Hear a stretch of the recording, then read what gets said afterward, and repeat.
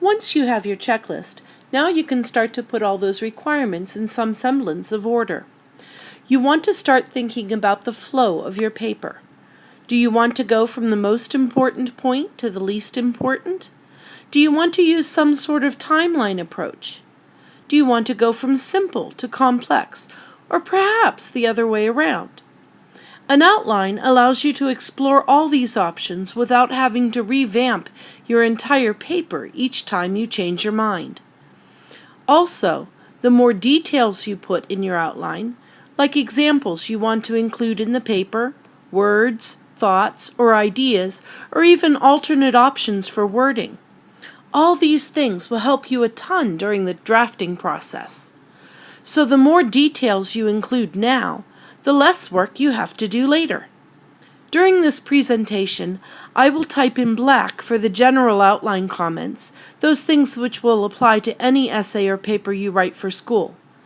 In purple will be the specific requirements for Phase 3 and suggestions for that outline in particular. Even if a title for the essay wasn't a stated requirement, you still need to have one. Titles serve two purposes: to inform your reader what your essay is about, and to interest your reader in reading your essay, even if your reader is only your instructor. Remember, for the portfolio project essay, you may not use the name of the title of the book you read as the title of your essay. It needs to be a title you have created. It's a good idea to put a couple of possible alternate titles in the outline, unless you already have your heart set on one in particular. Throughout this outline, I will use the book Who Moved My Cheese as the example book, but the examples I give pretty much apply no matter which of the 5 books you read. Don't forget, almost all words of your essay title should be capitalized, just as they are in book titles. The first paragraph of any essay is the intro paragraph. It lets the reader know what is coming up in the body of the essay by introducing the main theme and setting the tone. Specifically for the portfolio essay, this paragraph can let your reader know which book you read and your general impression of it.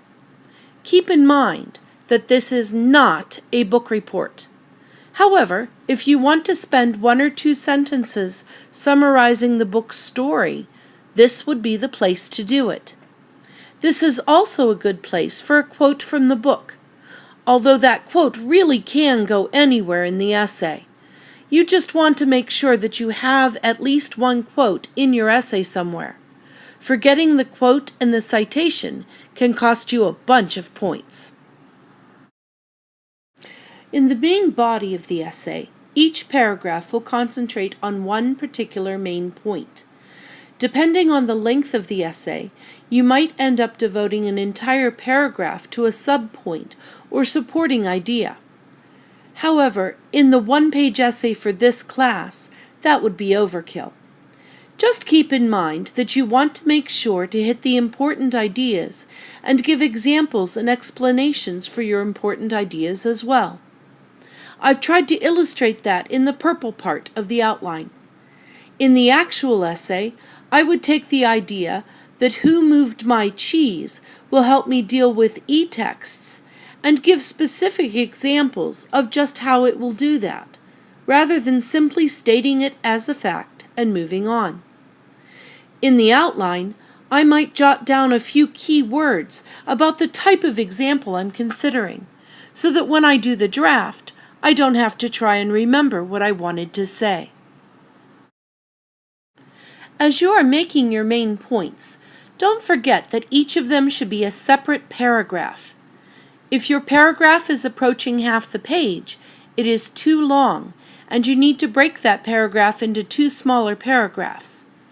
Subpoints are a good way to do that. However, again, for this essay, that shouldn't be necessary, since the entire essay should only be between 1 and 2 pages long. Finally, you want to wrap it up. Your conclusion can be quite short, just 2 or 3 sentences. You want to pull the entire essay together here. For hints on how to do that, go back to your intro. While your conclusion won't be exactly the same, it can sort of mirror what you said at the beginning, maybe taking that idea one step further. Specifically for this essay, you can remind your reader what your overall impression of the book was. You might even indicate whether you would recommend it to others or not. Now it's your turn. Take these suggestions and make your own outline. I also have a guideline that will be distributed in class and is available in DocSharing. Good luck with your outline and your essay.